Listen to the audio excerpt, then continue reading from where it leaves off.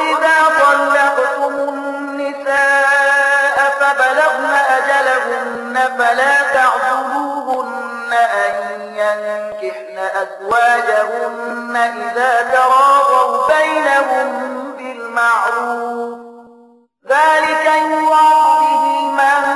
كان منكم يؤمن بالله واليوم الآخر ذلكم أزكى لكم وأطهر والله يعلم وأنتم لا تعلمون. کله چې تاسو خپل ښځو ته طلاق ورکړ او هغه خپل عدت پوره کړ نو بیا په دې لاره کې خنډ م پیدا کوي چې هغوی د خپل پخوانیو میړونو سره نکاح وکړي که د دواړو خواو په دې موافقه راغله. تاسو ته ښودنه کیږي چې هیڅ کله داسې حرکت م کوئ که پر الله او د آخرت په ورځ ایمان لري. ستاسو لپاره مناسبه او سپېڅلې لاره همدا ده چې له دین ځان وژغورئ. الله پوهیږي او تاسو نه پوهیږئ. والوالدات يرضعن أولادهن حولين كاملين لمن أراد أن يتم الرضاعة وعلى المولود له رزقهن وكسوتهن بالمعروف لا تكلف نفس إلا وسعها لا تضار والدة بولدها ولا مولود له بولده وعلى الوارث مثل ذلك فإن أرادا فصالا عن تراض منهما وتشاور فلا جناح عليهما وإن أردتم أن تسترضعوا أولادكم فلا جناح عليكم إذا سلمتم ما آتيتم بالمعروف واتقوا الله واعلموا أن الله بما تعملون بصير. نماینده د خپل بچانو ته پوره 2 کاله تای ورکړي. په دې صورت کې به د ماشوم پلار په ښه توګه هغو ته خوراک او جامې ورکوي. خو داسې نه وي چې د چا په اوږه د هغه له وس نه پورته پیټی کېښودل شي. نه د مور ته له دې امله آزار ورسول شي چې ماشوم د هغې دی او نه د پلار له دې امله وکړول شي چې ماشوم د هغه دی. د تی ورکوونکي چې څنګه د ماشوم په پلار دا حق دی همداراز د هغه پر وارث هم دی. خو که دواړه خواوې په خپل منځي موافقه او مشوره له تی بیلولو غواړي د دې خبرې څه باک نشته. او که ستاسې په نظر کې دا وي چې کومه بله ښځه دې ستاسې ماشوم ته تی ورکړي نو په دې کې هم څه وبال نشته، خو په دې شرط چې تی ورکوونکي سره مو په کومه اجوره فیصله کړې وي هغه په ښه توګه ادا کړئ. د الله نه وویریږئ او وپوهیږئ چې تاسې چې هر څه کوئ الله هغه ویني. والذين يتوفون منكم ويذرون أزواجا يتربصن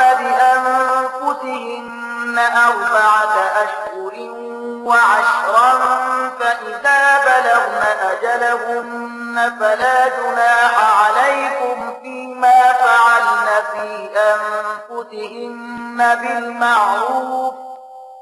والله بما تعملون خبير. لتاسې څخه چې څوک ومري او کونډې پاتې شي نو هغوی دې پر خپل ځان 4 میاشتې او 10 ورځې په عدت تیرې کړي. بیا چې کله عدت پوره شي نو د خپل شخصي چارو په باب د هغو خپله خوښه ده په ښه توګه چې څه کوي ودې کړي. پر تاسې څه مسؤلیت نشته. الله ستاسې ټولو له کړو وړو نه خبر دی. ولا جناح عليكم فيما عرضتم به من خطبة النساء أو أكننتم في أنفسكم علم الله أنكم ستذكرونهن ولكن لا تواعدوهن سرا إلا أن تقولوا قولا معروفا ولا تعزموا عقدة النكاح حتى يبلغ الكتاب أجله واعلموا أن الله يعلم ما في أنفسكم فاحذروه واعلموا أن الله غفور حليم. د د عدت په موده کې که تاسو له هغو کونډو سره د نکاح هیله په اشاره کنایات څرګنده کړئ او که په زړونو کې پټه وساتئ په دواړو صورتونو کې څه باک نه لري الله پوهیږي چې هغوی به په زړونو کې دریادېږي او پام کوئ چې پټه وعده او تړون به ورسره نه کوئ که کومه خبر کول وي نو په روا ډول دی وي او د نکاح تړلو پریکړه تر هغه وخت مه کوئ چې تر څو پورې عدت تیر شوی نه وي خو وپوهیږئ چې الله ان ستاسو د زړونو پر رازونو پوهیږي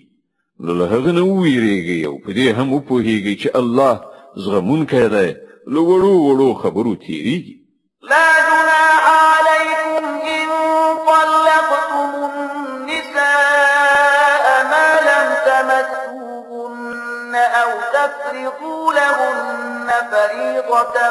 ومتعوهن على الموسع قدره وعلى المقتر قدره متاعا بالمعروف حقا على المحسنين پر تاسو هیڅ ګناه نشته خپل خزو ته مخکې له هغه طلاق ورکړئ چې لاس مون نوی وروړی او مہر مون نوی ټاکلی په دې صورت کې هغه ته څه ورکول ضروری دي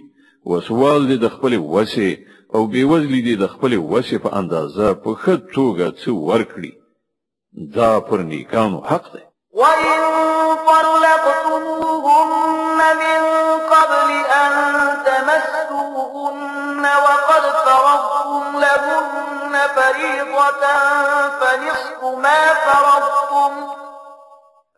ما فرضتم إلا أن يعفون أو يعفو الذي بيده عقدة النكاح وأن تعفوا أقرب للتقوى ولا تنسوا الفضل بينكم إن الله بما تعملون بصير که تاسو له لاس ورولو مخکې طلاق ورکړی وي خو مہر مو ټاکلی وي په دې صورت کې به نیمایي مہر ورکول وي دا بیل خبره ده چې ښځه نرمه وضع وکړي او مہر وانخلي یا هغه څوک چې د نکاح د عقد واکمن دی له نرمۍ نه کار واخلي او پوره مہر ورکړي او تاسو یعنی نارینه که ښه وضع وکړئ نو دا له تقوا سره ډیره ښایي په خپل منځي چارو کې مروت مه هېروئ الله ستاسو عملونه ویني